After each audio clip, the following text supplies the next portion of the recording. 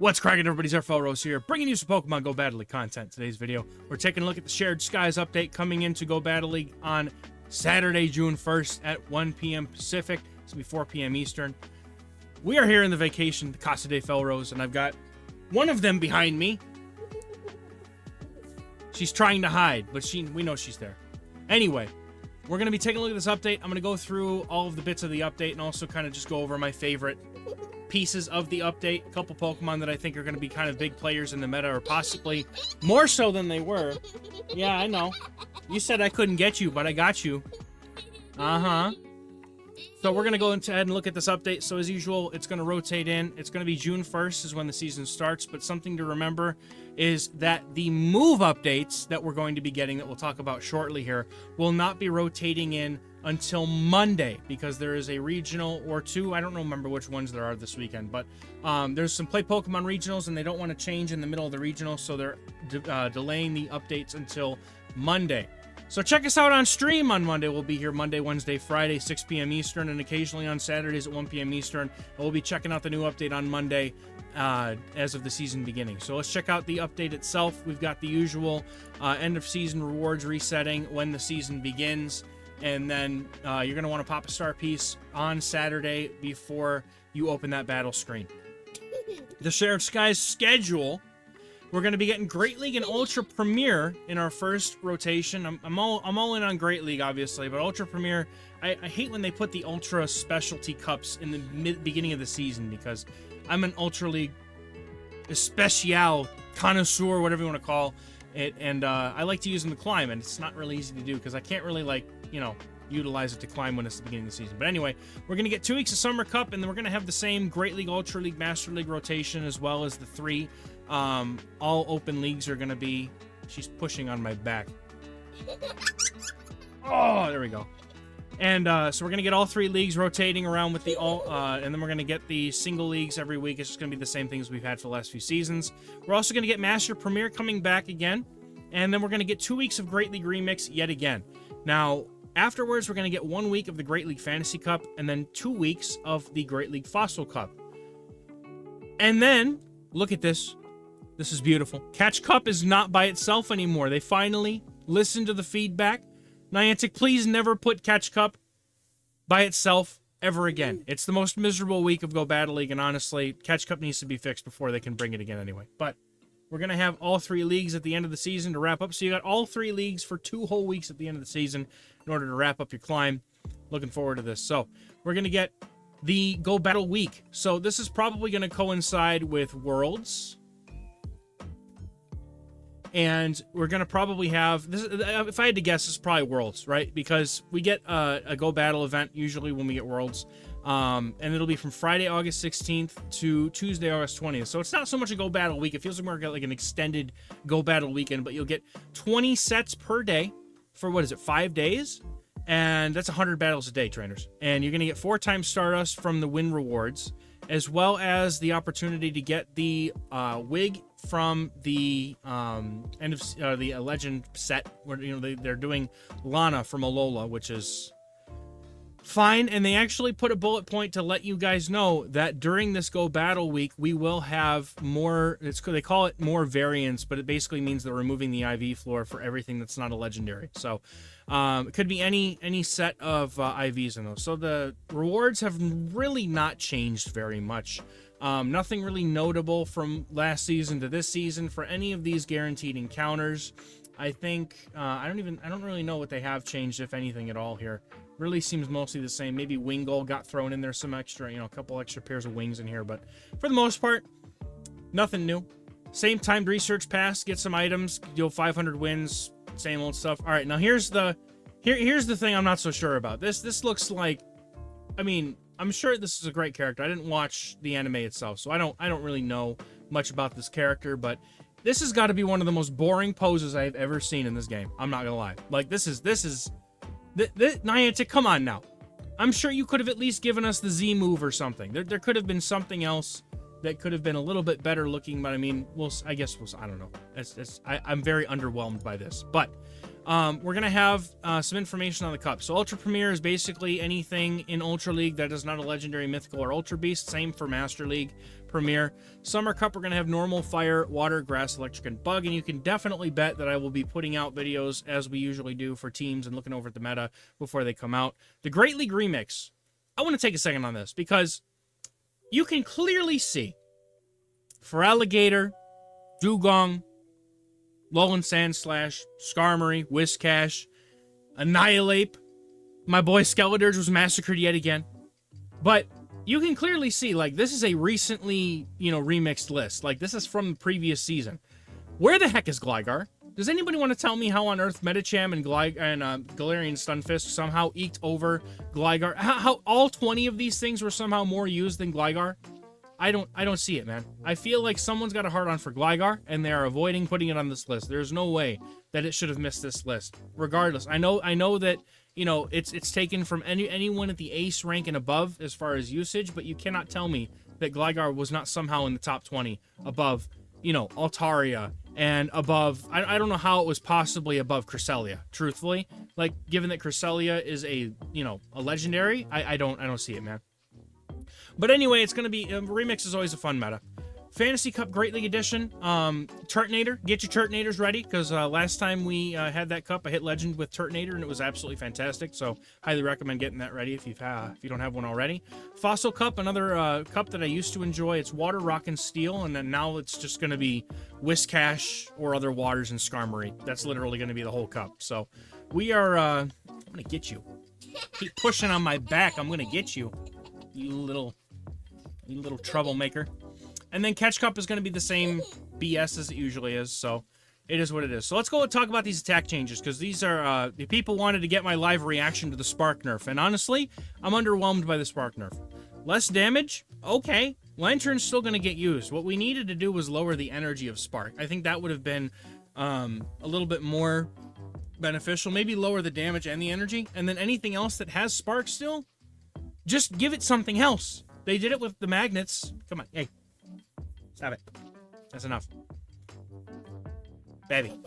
Stop. Stop. Scald's chance to lower the opponent's Pokemon's attack has been reduced. That means it's probably going to go from like 50 to 45%. No, it's probably going to be more like 30, like in line with Crunch, I would have to imagine. But that's still not going to stop it from being an RNG move. And it has so much, it does so much damage on its own that it's still a low risk, high reward type of move. So I don't really know if that's going to make a difference. But again, we're just doing, this is the small update, meaningless update before Worlds, where they're just doing things to make it look like we're doing things, but really nothing is happening here. So Seed Bomb's getting a small boost in power. So Trevenant is going to get a little boost here. I wouldn't say it's going to like immediately surge back into relevance, because what it really needs is the pacing, not the damage. But this now also allows Whimsicott not to have to choose between Grass Knot and Seed Bomb. It can just go to Seed Bomb now. Swift is getting a rework, which is kind of interesting to see. It looks like it's getting the Aerial Ace treatment, so we'll see how much energy it's going to cost. It'd probably be somewhere between 35 and 40. Like Aerial Ace would be 40. So we'll see what they do with that. But let's talk about attack availability updates. And you already see there's a couple of Pokemon on the screen that have been there since the beginning of the video. And we're going to be taking a look more in depth a little bit at Typhlosion and Chesnaught, because I feel like of all the things that got Thunder Punch, I feel like those are probably the two most impactful in at least in Go Battle League, right, in the meta. Lucario and Scrafty getting it gives them some flying coverage, but I don't really know if it's going to move the needle on them too much. Scrafty, if it's going to get something, it needs, some... I mean, Power Up Punch and Foul Play has already been such a strong thing for Scrafty. I don't really feel like it's going to get much. Palmo and Palmot, unfortunately, aren't getting any help here with Thunder Punch. They already have Discharge, which really is okay, but the real problem is that they have Spark. That's their main fast move. So if they're not getting any help in the fast moves department, then Palmot is unfortunately still going to sit in the just irrelevant pool. Low Kicks getting counter, going from absolutely no fast move at all to having a decent fast move. Actually, one of the best fast moves. But its moves are, I mean, it has play possibly in limited metas as Exos or Dart Pulse as its moveset. So could be interesting. I think one of the bigger ones here, though, is Sattitan and Sattitan are getting Powder Snow. Now, Ice Shard is still okay, as obviously we have Dugong that uses Ice Shard, and so does Lapras. But Powder Snow is just much better energy gains and also pretty similar damage output. So it's just a strict upgrade, and it's a quicker fast move, so it's a little bit less awkward to maneuver around the opponents. So I think the Sattitan is going to be very interesting here, as its ability to go for body slam and stab avalanches is going to be really good for those neutral matchups where, you know, you can just go for the body slams and be fine here. Also, Naganadal's getting Dragon Claw. This is just them patching, band-aiding the issue that Naganadal had in the first place, where it didn't have any, you know, good... I don't think it had any dragon coverage at all, but at the very least, didn't have a good, like, low-energy move. And so... Hi. Have you emerged from your hobbit hole? No? You're still in the hobbit hole? Alright, there she goes. She's gone again.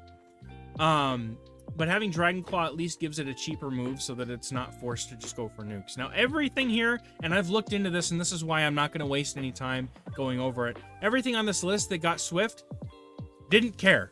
Like, there's no actual tangible benefit to any of these things getting Swift. So, it's just, okay, great. It has normal type Swift. Still not going to matter too much for him, because everything on this list already has other moves. Hey, what are you doing? Honey, put that down. Everything on this list that has Swift, it didn't need it. It genuinely just didn't need it. What all this stuff probably needed was better fast moves. Wigglytuff needs better fast move.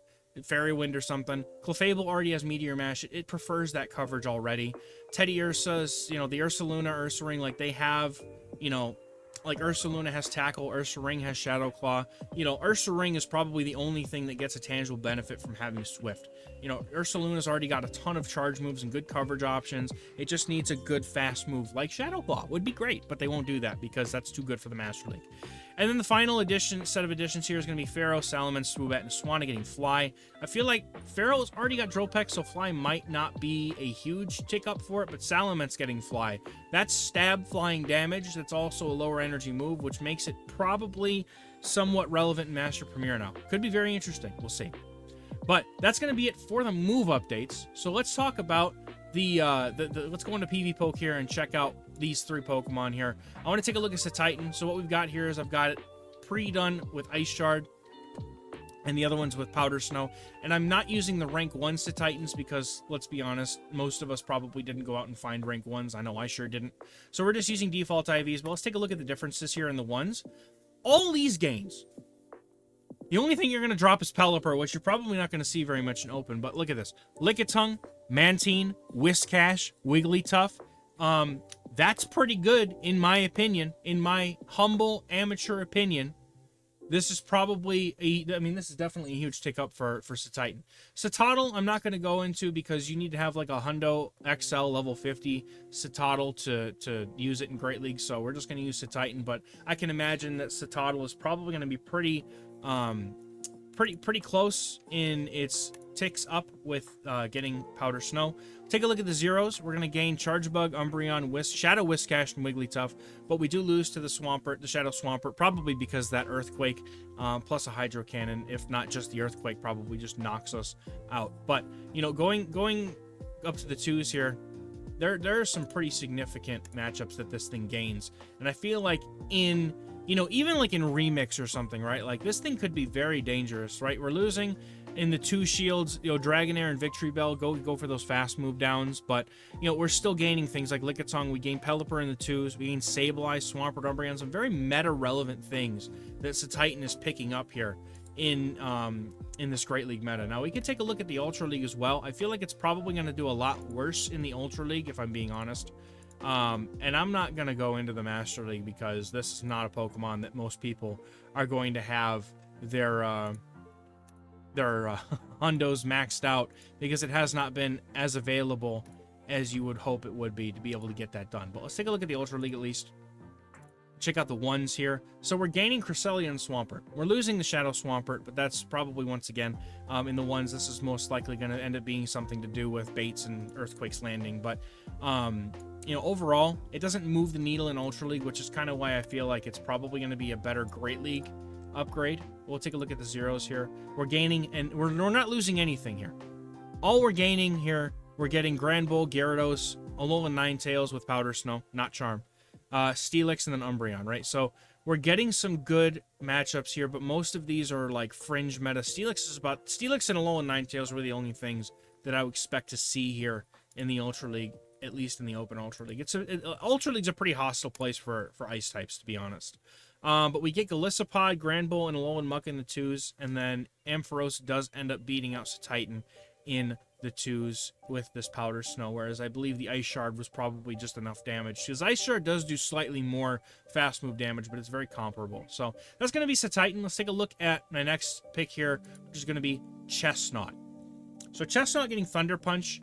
This is not going to be something that is going to, make a huge tangible benefit for Chesnaught in the Open League, but what it does do, and we're going to see this, like, it loses a bunch of matchups, and it's not, we're not getting, this isn't why I'm bringing up Chesnaught, because normally when something loses a whole lot of matchups with a new move, I kind of tend to avoid talking about it, right? It literally gains nothing in the zeros. It loses a bunch of stuff in the ones, but we're going to look at the 2s here, and I feel like that's going to be the most important thing, is that you actually have a very strong Whiscash Skarmory Core Breaker, and I'm going to go grab the Skarmory matchup, which is only a loss here because I have the rank 1 set for the opposing Pokemon. If Skarmory, for example, were to have just a slight bit less defense, look at this, a slight bit less defense, and I was looking into this yesterday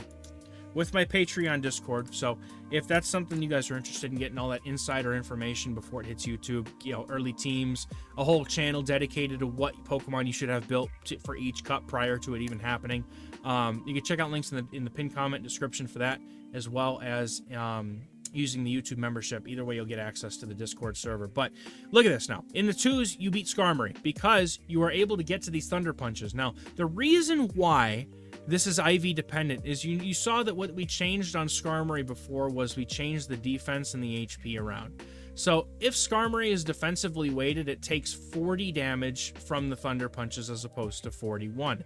This is enough to flip the matchup if you get the that extra point of damage on Thunder Punch. Now, you could offset this a bit by going for a slightly attack-weighted Chesnaught, but this is worth bringing up because anything that core breaks Skarmory Whiscash is okay with me.